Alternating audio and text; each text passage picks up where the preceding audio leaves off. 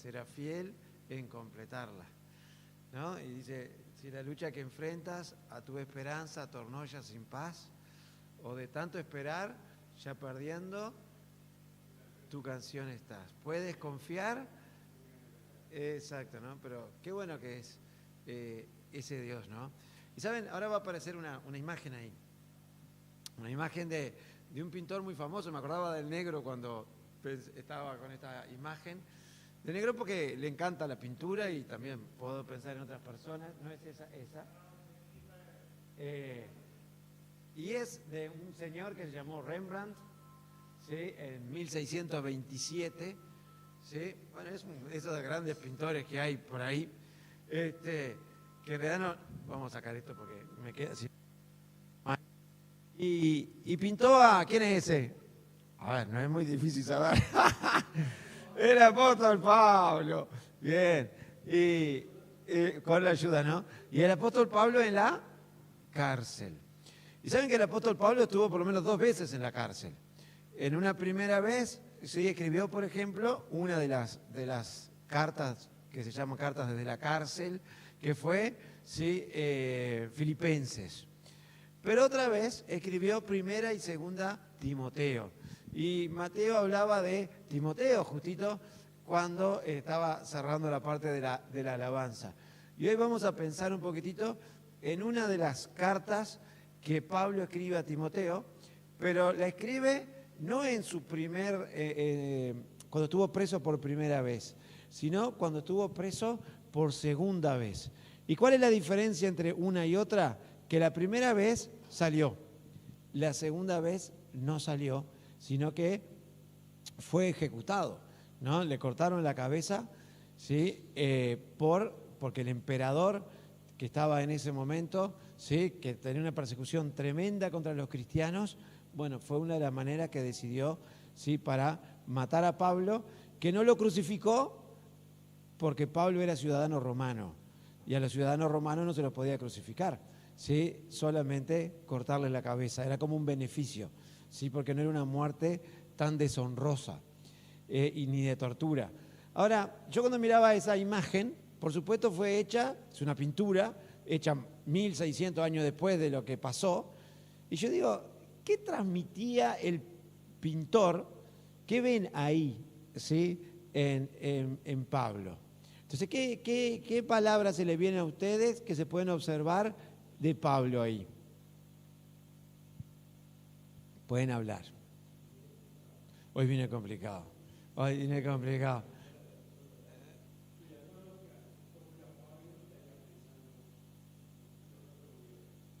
Bien, reflexivo, ¿sí? Meditando, pero con esperanza, dice él, por la base. No sé si Rembrandt tendría eso, pero por lo menos lo hizo alguien que pensaba, que reflexionaba, que estaba con esperanza. ¿Qué más? Calma. ¿Sí? Le transmite esa idea. Cuando ustedes miran esa pintura que está ahí, ¿sí? No parece que estuviera en la cárcel, ¿sí? No parece que estuviera de repente próximo a la ¿qué? A la muerte. ¿Algo más le transmite esa imagen? Puede ser que estuviera orando. ¿Sí? ¿Vieron cuando no? Que uno puede ser que estuviera orando y pensando y reflexionando. ¿Cómo? Bien, entonces capaz que ¿qué está haciendo? Que escribiendo alguna carta. Capaz que está escribiendo 2 Timoteo, capítulo 1. Vamos a ver si hay concordancia entre lo que este pintor hizo ahí y lo que dice la Biblia. ¿Sí? Y vamos a pensar, si hay concordancia en las dos cosas, ¿cómo es posible que este hombre que estaba en la cárcel, en una cárcel de aquel entonces, por más que le tuvieran cierta consideración, ¿sí? Un lugar tremendo, que ahí no se refleja tanto, pero era un lugar tremendo, ¿sí? Sabiendo que pronto iba a partir, pronto iba a morir, que por más que sea cristiano, la muerte, por más que uno tenga una esperanza y todo, transitar por ese valle de sombra de muerte, es algo, ¿sí? que a todo le pega, ¿no? Y miren lo que dice, 2 Timoteo capítulo 1. Pablo le escribe a Timoteo, en su segunda carta, a Timoteo que era como un hijo espiritual de él. Timoteo ya acá era un adulto joven, ¿sí? Y le escribe lo siguiente. Pablo, 2 Timoteo 1:1. Pablo, apóstol de Jesucristo por la voluntad de Dios, según la promesa de la vida que es en Cristo Jesús. A Timoteo, amado hijo, gracia, misericordia y paz de Dios Padre y de Jesucristo nuestro Señor. Doy gracias a Dios, al cual sirvo desde mis mayores con limpia conciencia, de que sin cesar me acuerdo de ti en mis oraciones, noche y día, deseando verte, al acordarme de tus lágrimas, para llenarme de gozo, trayendo a la memoria la fe no fingida que hay en ti, la cual habitó primero en tu abuela Loida y en tu madre Eunice, y estoy seguro en ti también. Por lo cual te aconsejo que avives el fuego del don de Dios que está en ti por la imposición de mis manos. Porque no nos ha dado Dios espíritu de cobardía, sino de poder, de amor y de dominio propio. Por tanto, no te avergüences de dar testimonio de nuestro Señor, ni de mí, preso suyo, sino participa de las aflicciones por el Evangelio según el poder de Dios, quien nos salvó y llamó con llamamiento santo, no conforme a nuestras obras, sino según el propósito suyo y la gracia que nos fue dada en Cristo Jesús antes de los tiempos de los siglos, pero que ahora ha sido manifestada por la aparición de nuestro Salvador Jesucristo, el cual quitó la muerte y sacó a luz la vida y la inmortalidad por el Evangelio, del cual yo fui constituido predicador, apóstol y maestro de los gentiles, por lo cual asimismo padezco esto, pero no me avergüenzo, porque yo sé a quién he creído, y estoy seguro que es poderoso para guardar mi depósito para aquel día. Retén la forma de las sanas palabras que de mí oíste, en la fe y amor que es en Cristo Jesús. Guarda el buen depósito por el Espíritu Santo que mora en nosotros. Ya sabes esto, que me abandonaron todos los que están en Asia, de los cuales son Figelo y Hermógenes.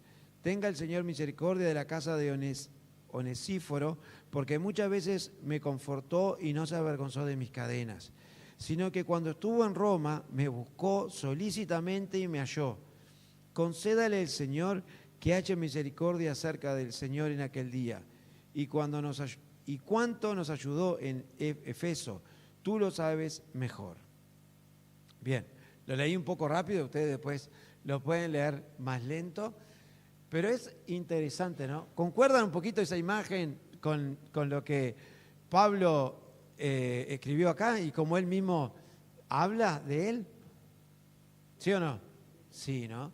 Entonces, uno dice, ¿cómo es posible que alguien que estuviera, sí, en la cárcel sin ninguna posibilidad, pero aparte no solo que estaba en la cárcel, sino que él estaba en la cárcel y el contexto hasta de las personas que los rodeaban, había gente que se burlaba de él, que estaba hasta contento de que él estuviera en la cárcel, ¿sí? O lo criticaban, o hasta ponían en duda lo que él estaba haciendo ahí. Sin embargo, ¿sí? Este hombre puede tener 3 palabritas que yo mire acá, ¿sí? Meditación, reflexión, gozo, paz. Entonces yo pensaba, ¿cómo era posible eso, no? Y 2 preguntas me hacía. ¿Qué hacía Pablo en esta situación compleja, en esta situación difícil? ¿Qué hacía, no? Y aparte de eso, cuando oraba, ¿qué pedía?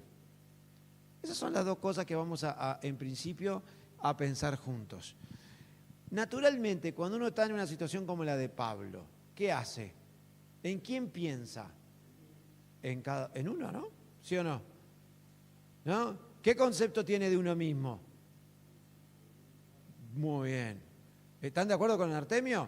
De pobrecito, ¿no? De lo que me está pasando. Si uno, yo no he ido mucho hasta el establecimiento carcelario, pero ¿no? Cuando uno ve a alguien que está en una situación así, ¿no? Las injusticias que se cometieron por yo estar acá, de queja, de sin esperanza, de por qué me está pasando esto, hasta cuándo, tristeza, enojo, cansancio,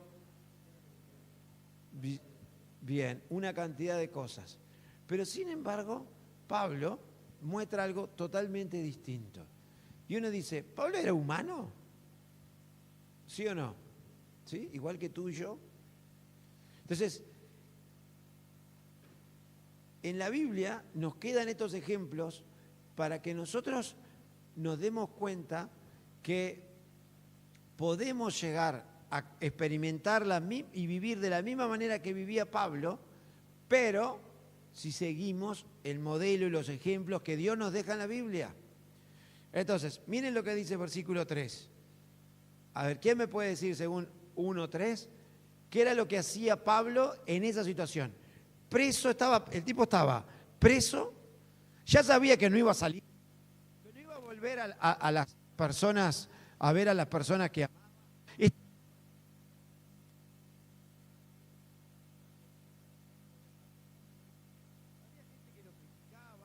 Sí, había gente que hablaba mal de él, lo habían abandonado.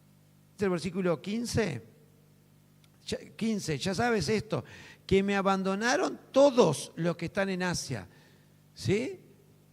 Lo habían dejado solo, él había dado todo por ellos, sin embargo lo habían dejado tirado. ¿Y qué hace este hombre? Daba gracias. Y uno dice, ¿es normal esto? No, no es normal, es sobrenatural. Y esto es uno de los grandes secretos para poder experimentar la victoria en cualquier situación. No solo porque a veces nos limitamos solo a experimentar la victoria de Dios en nuestra vida en medio de la crisis, pero también cuando estoy en la buena. Porque ¿cuándo es más difícil a veces? Voy a corregirme. O sea, es difícil dar gracias cuando está en la mala, ¿no? Cuando está en momentos difíciles. Pero uno acostumbra a dar muchas gracias cuando está en la buena. O da unas gracias media rapidita, ¿no? ¿No? Oró.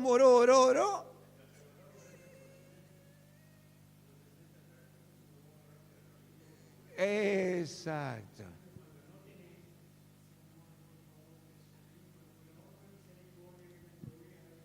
Exacto, ¿no?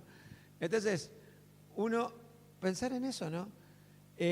¿Cómo es posible que este hombre pudiera hacer eso? O sea, tener una vida de gratitud. Pero para tener una vida de gratitud, yo pensaba algo antes. Tenía una vida de comunión con Dios. Miren el versículo 12. Dice, por lo cual asimismo padezco esto, pero miren lo que dice, pero no me avergüenzo de estar ahí en la cárcel. Dice, pero no me avergüenzo de estar acá. No me avergüenzo que otros hasta se rían de mí. No me avergüenzo de estar aquí preso. ¿Por qué? Porque yo sé en quién he creído, a quién he creído. Y estoy seguro de que es poderoso para guardar mi depósito para aquel día. ¿Qué tenía? ¿Cuál era el secreto de Pablo? Fe. ¿Confianza en quién? En el Señor. Pero miren, más todavía, capítulo 4 de la misma carta, miren lo que dice, versículo 6. Porque yo ya estoy para ser sacrificado, lo que estábamos diciendo. Y el tiempo de mi partida está cercano. He peleado la buena batalla, he acabado la carrera, he guardado la fe. Por lo demás, me está guardada la corona de justicia, la cual me dará el Señor, juez justo en aquel día, y no solo a mí, sino también a todos los que aman su venida. Es interesante, ¿no? ¿Cuáles eran los secretos de Pablo para pasar por una circunstancia tan difícil y vivirla así? Pasar por ahí con paz. Pasar por ahí con gozo, que no quiere decir riéndose. Porque el gozo no es que me paso riendo, no, sino que es pasar por una situación tremenda, difícil, en victoria.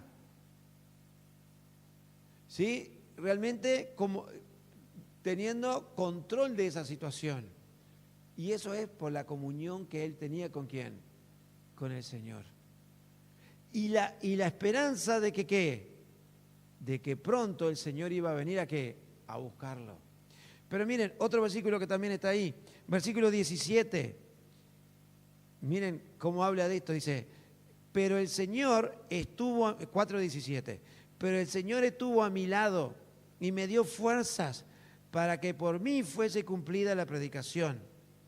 El Señor estuvo a mi lado. Entonces, el primer secreto de la vida de Pablo y de que Pablo pudiera llegar a estas circunstancias en victoria, ¿cuál era? Comunión diaria con el Señor. No solo los días de reunión, ¿no? Porque ahí dice, el Señor estuvo a mi lado y me dio fuerzas. Experimentar la comunión con el Señor. Y eso es algo que todos sabemos, pero una de las luchas que yo más tengo en mi vida es el leer todos los días, el buscar al Señor todos los días, pero no el orar todos los días, porque yo oro todos los días, pero es tener una oración de calidad con el Señor. ¿A qué me refiero con eso? Una oración donde realmente esté pensando, siendo consciente y sea una relación genuina, auténtica con el Señor. No algo repetitivo, porque a veces nos quejamos de la Iglesia Católica y nos quejamos de aquellos que repiten el Padre Nuestro y una cantidad de cosas, pero hay veces que nosotros no rezamos el Padre Nuestro. Rezamos el rezo de los alimentos y siempre damos la misma oración cuando oramos por los alimentos. El rezo de la mañana, analicen sus oraciones de mañana, capaz que a ustedes no les pasa. Pero hay veces que tenemos como un modelo de oración matinal y tenemos como un modelo de oración vespertina antes de dormirnos y oramos lo mismo.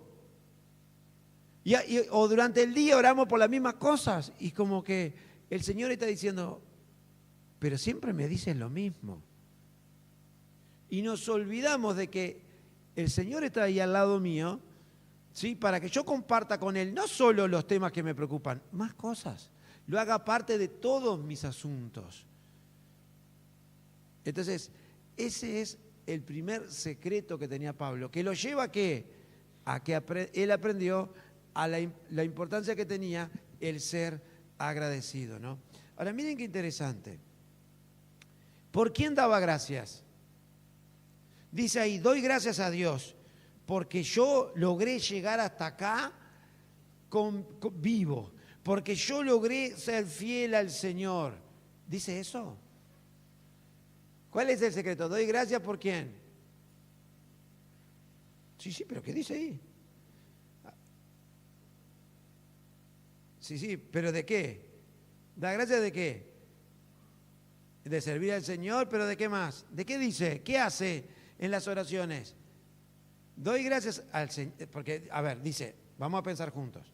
Doy gracias a Dios, 1:3, capítulo 1, versículo 3. Doy gracias a Dios, ahí está, da gracias. ¿A qué Dios? Al cual sirvo desde mis mayores con limpia conciencia. ¿Sí o no?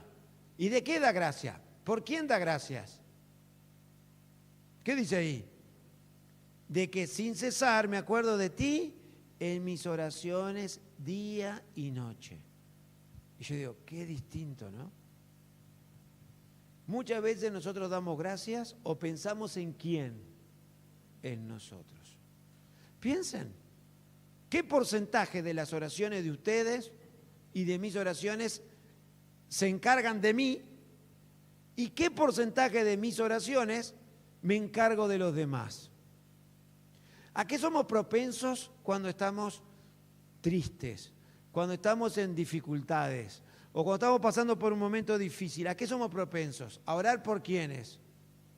Por mí, tengo que orar por mí.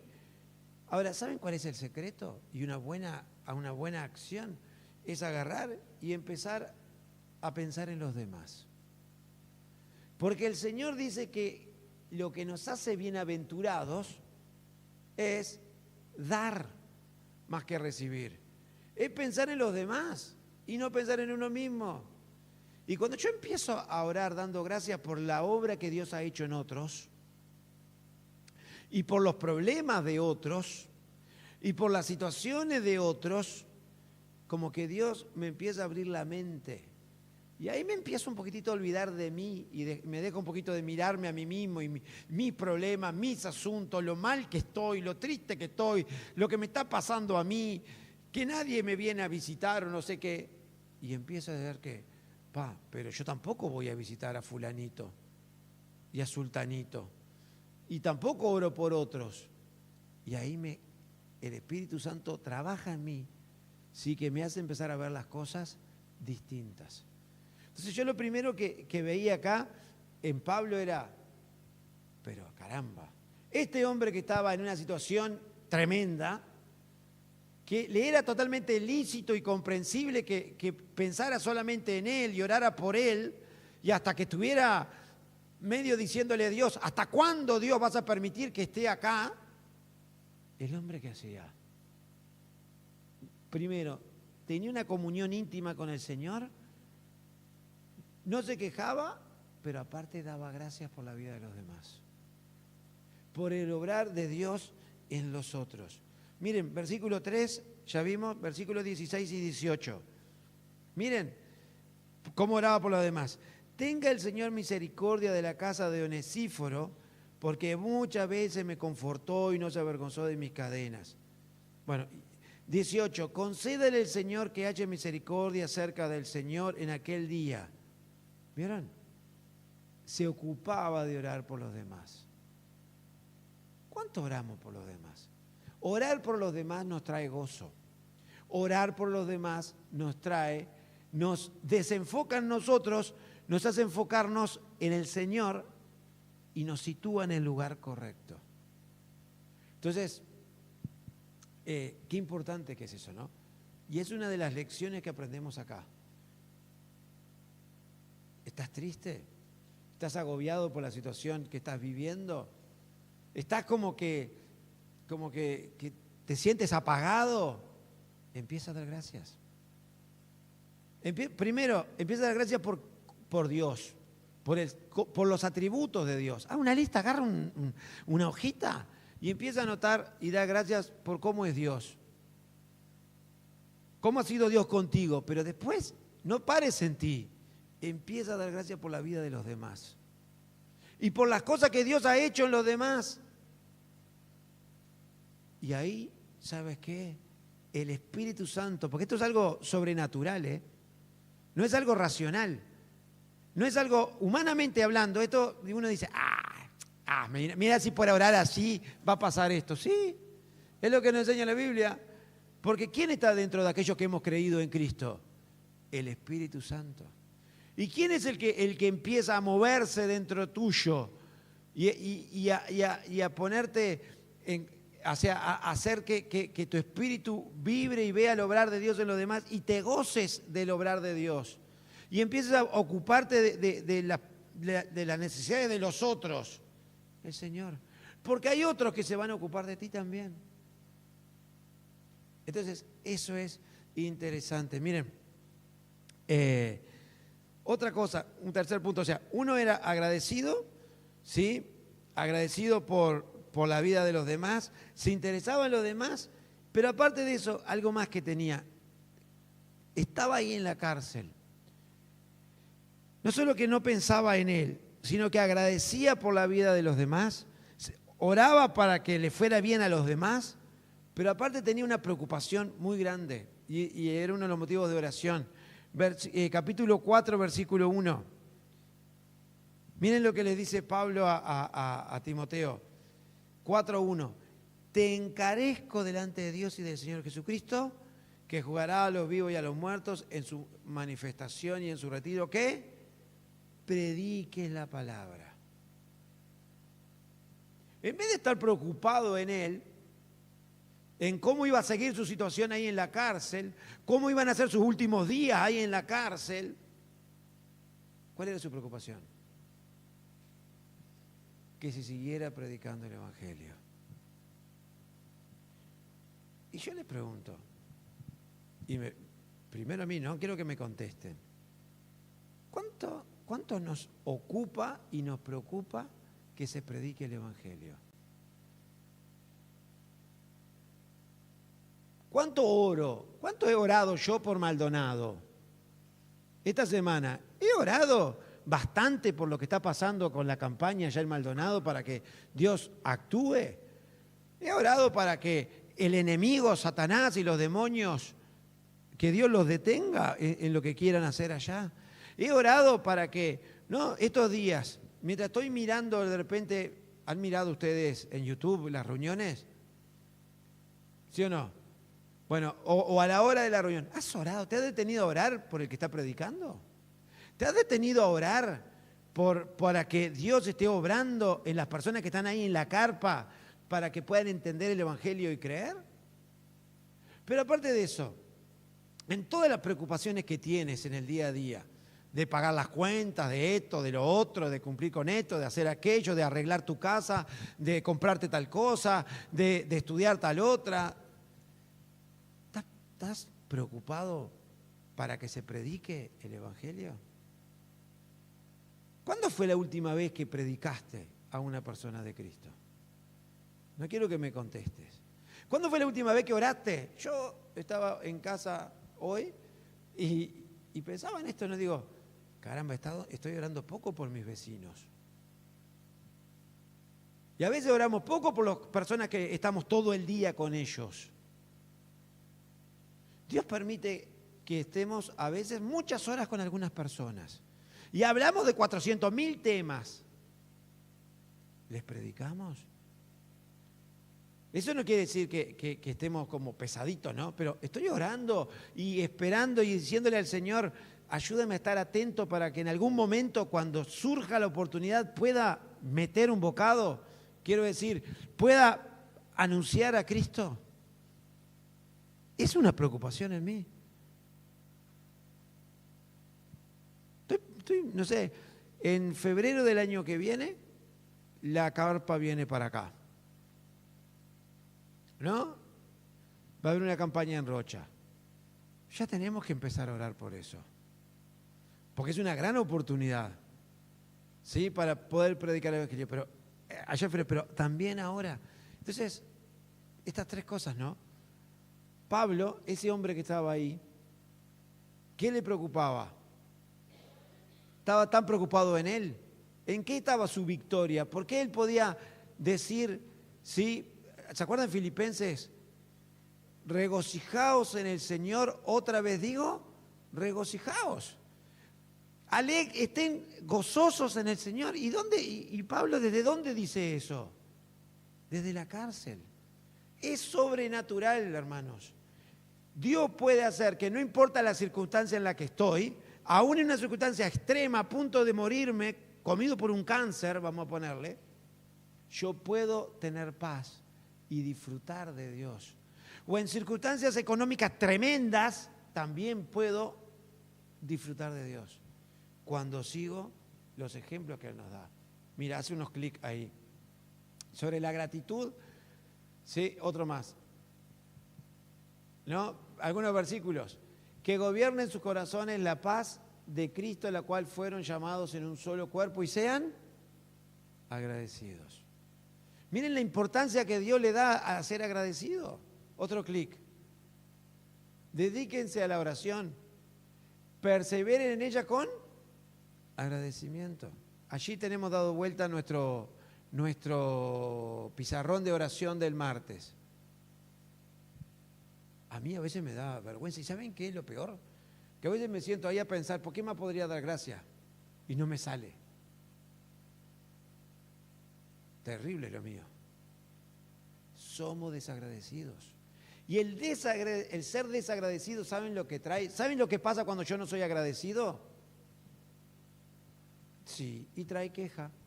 ¿Quiénes son los expertos en quejarse en la Biblia? ¿Se acuerdan?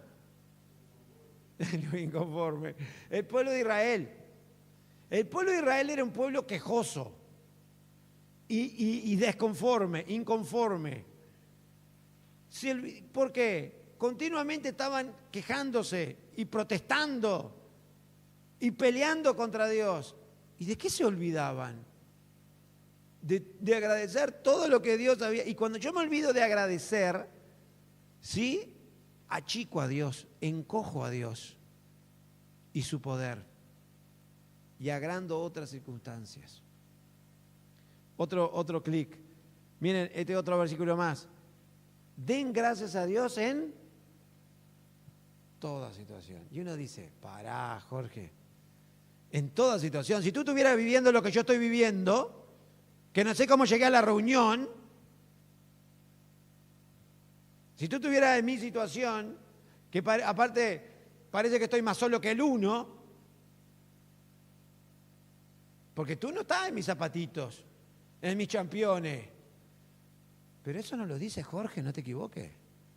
¿Quién lo dice eso? Dios. Y vieron, me encantó la imagen que hay al lado del versículo. ¿Qué imagen hay? La llave. ¿La llave para qué? Sí, no solo para la oración, sino para qué? Para poder pasar por esas circunstancias, cualquiera sea ellas, en victoria. Y saben, no solo estoy hablando de circunstancias negativas. ¿Estás en una buena? Porque capaz que en este momento tu vida está tranquila, estás disfrutando de las cosas que siempre deseaste tener y que Dios te la está dando. Estás logrando cosas en la misericordia, en la gracia del Señor. Dios está bendiciéndote, está bendiciendo a tu familia. Realmente estás en un buen momento. ¿Estás agradecido al Señor? ¿Estás agradeciendo? Eso es lo que te va a ayudar a situarte.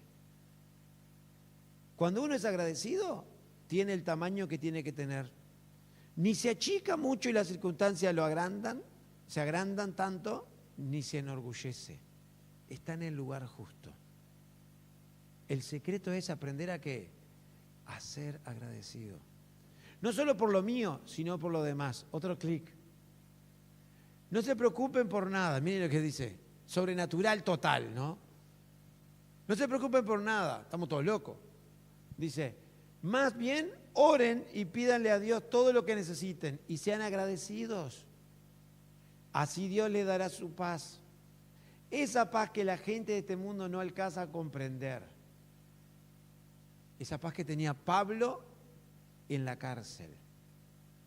Esa paz que yo puedo disfrutar en la situación en que estoy viviendo ahora, que no sé cuál es. Esa paz que me va a hacer esperar a oraciones que yo le pido cosas a Dios y Dios no me responde todavía.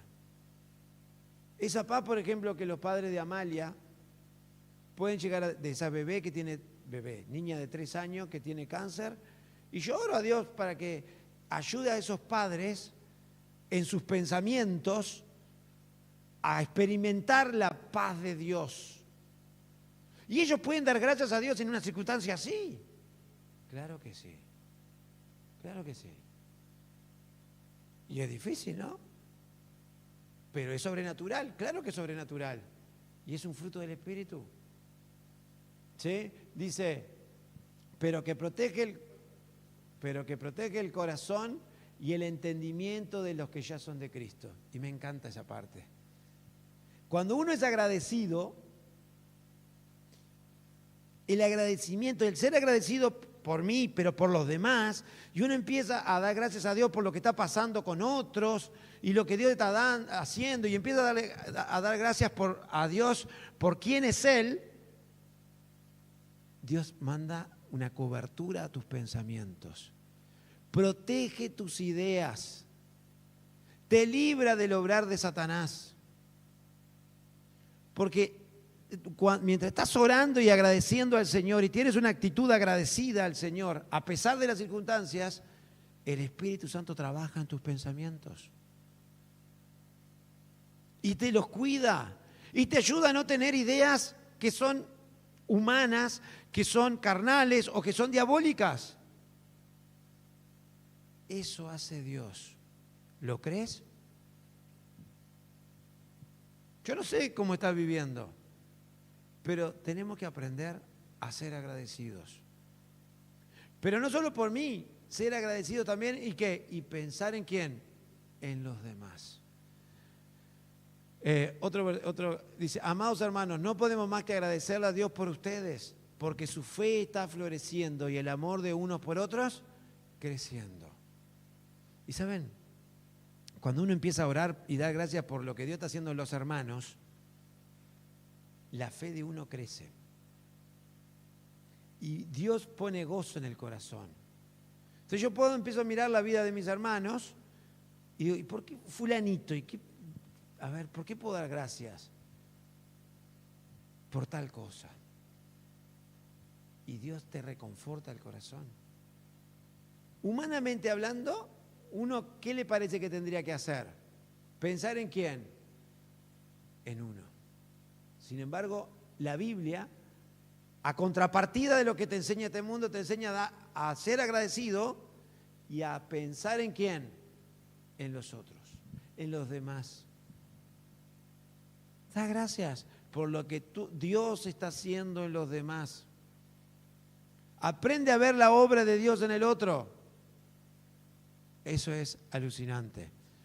Otro clic por ahí. Ahora, eso era Pablo, ¿no? Ahora, miren qué interesante. Podríamos hablar mucho tiempo, pero miren lo que dice después. Entonces ya, para poder cerrar ese primer punto. ¿Qué hacía Pablo para poder pasar con victoria por un momento como el que estaba? Disfrutaba de una comunión con el Señor. Y esa comunión se manifestaba en sus oraciones, pero ¿qué hacía cuando oraba? Agradecía. Eso es lo que yo quiero que hoy nos llevemos.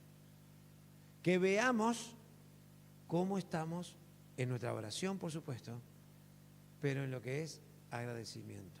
Ahora, miren lo que dice de Pablo, de Timoteo. Agradece, y una de las cosas que agradece de Timoteo es que Timoteo tiene una ¿qué?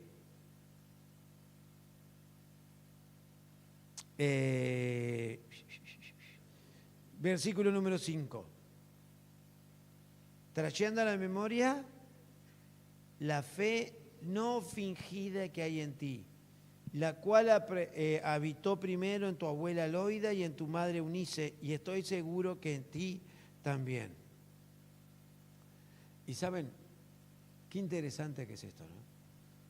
Y esto nos lleva a pensar en cómo estamos nosotros. ¿Qué es una fe no fingida? Pablo daba gracias porque Timoteo tenía una fe no fingida. ¿Qué quiere decir una fe no fingida? Bien. Bien. ¿Qué más? ¿Qué dices tú, Mateo? Sí. Bien. ¿Qué más?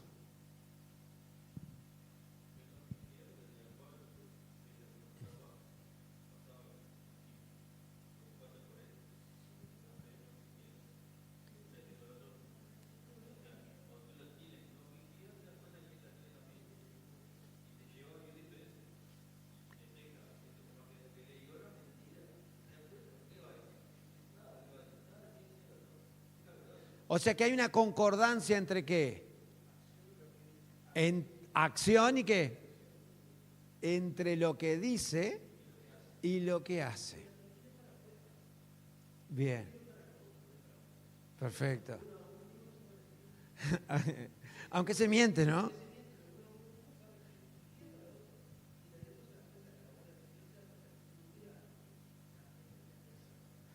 Exacto. Y yo pensaba en eso, ¿no? Alguien que era íntegro, ¿no? Que había una coherencia entre lo que él decía y lo que él vivía.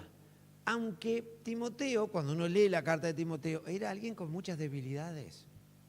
Por ejemplo, una de las cosas que le dice el señor Pablo acá a Timoteo es porque Timoteo se apocaba, se achicaba, ¿no? Timoteo hasta se avergonzaba un poco también de que Pablo estuviera en la cárcel, ¿no? Le daba hasta un poco de vergüenza a eso, el qué dirían. Es más, le tiene que decir en el versículo que sigue, ¿sí? Aviva el fuego que hay en ti. Ahora, yo pensaba en esto, ¿no? Esto es lo que la gente de hoy en día necesita. La gente está cansada ¿de qué? De discursos. ¿Qué iba a decir?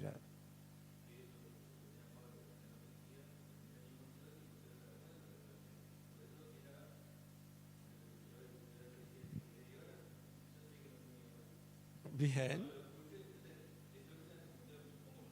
Uh-huh.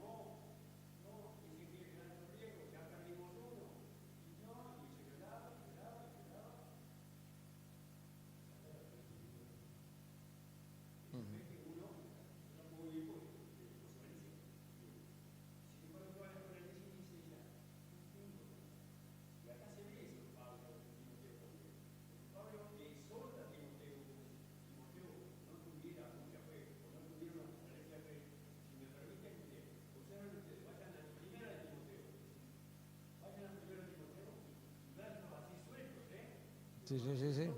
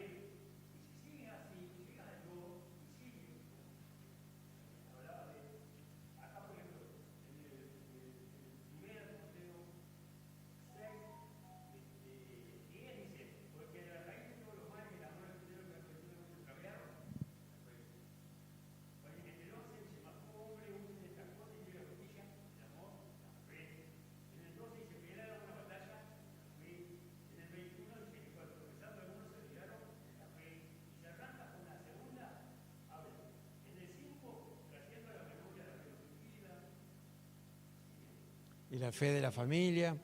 Ese, y la fe no fingida es eso, es una fe, ¿sí?, sencilla, que haya una coherencia entre lo que uno cree y lo que uno vive. Es eso. Un contraste con los fariseos, por ejemplo, ¿se acuerdan? ¿No? ¿Qué le critica el Señor a los fariseos? Que son hipócritas, ¿sí? Que en realidad dicen una cantidad de cosas, pero no las viven. Y la fe no fingida es cuando yo le digo a un hermano, me pregunta, ¿cómo estás? Y más o menos. ¿Cómo la va llevando? Y acá voy. Y me muestro tal cual, con mis luchas, con mis debilidades. No porque de repente hace mucho estoy en la iglesia, tengo que tener cierto tipo de vida y tengo que disfrutar de ciertas victorias y no puedo estar en la mala. No, yo puedo estar en la mala. Es más, puedo necesitar y necesito de ustedes, y un creyente nuevito me puede estar ayudando. Eso es la fe. Y eso es lo que la gente necesita. Que nosotros disfrutemos del Señor como Pablo disfrutaba, como Timoteo disfrutaba, y la gente va a querer conocer a ese Dios nuestro. Exacto. Sí, y es que tú, cuando tienes una fe no fingida, tratas de ser buen vecino. Y cuando te equivocas y te levantaste de mala gana y le contestaste cualquier cosa al vecino, de repente al rato va a decir, perdón vecino, ¿por qué me viene a pedir disculpas? No precisaba, no, sí precisaba, sí, porque me desubiqué ahí y le contesté cualquier cosa. O perdón porque hoy no lo saludé, vecino. Vamos a poner un ejemplo banal. O cuando me enojé en otra cosa, o cuando me fui con plata y voy y devuelvo la plata. También.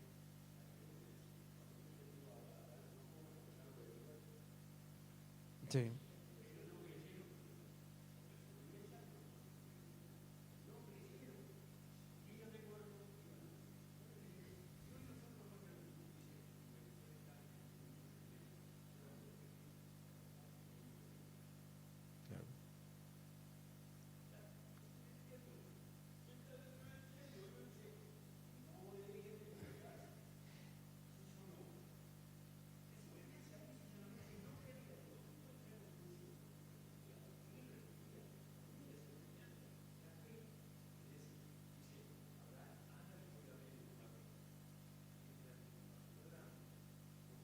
Moisés.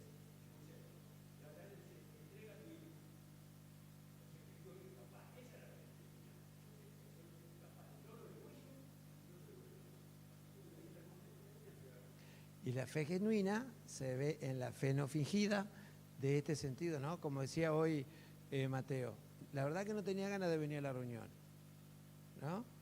Y vine porque Dios quiere que venga, como dice, vine porque Dios quiere que yo venga. Y bueno, y qué bueno que es eso, porque, ¿saben qué? Hasta cuando, no, porque, exacto.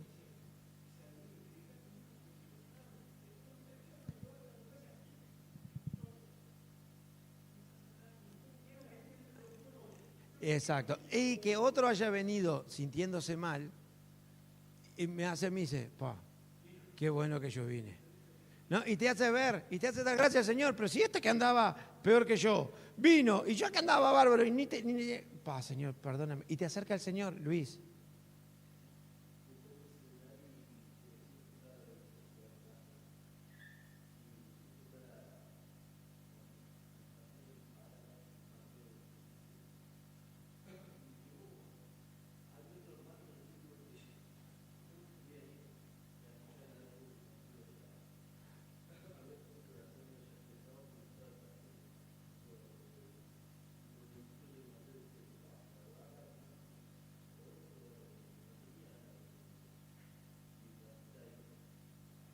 Exacto.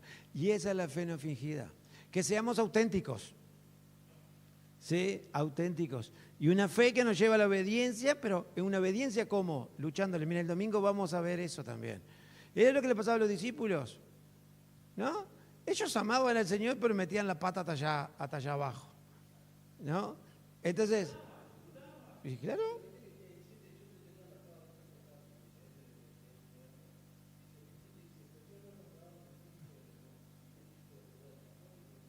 exacto, dominio propio.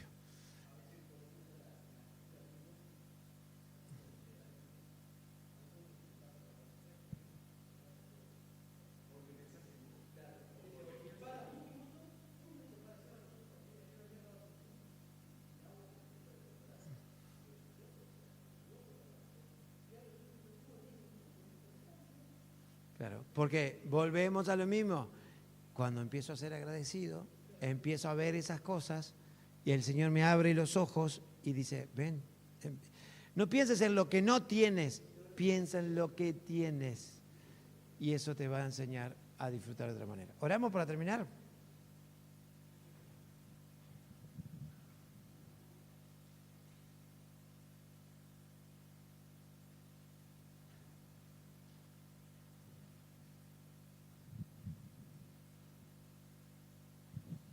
Me acordaba de muchas cosas. Justo estoy leyendo Hechos de los Apóstoles y es precioso ver cómo el Señor empezó a formar su iglesia. Pero me acordaba de un versículo en especial que está en el capítulo 17, cuando hay un alboroto en Tesalónica a causa de la predicación del Evangelio. Y es muy, muy interesante lo que dice.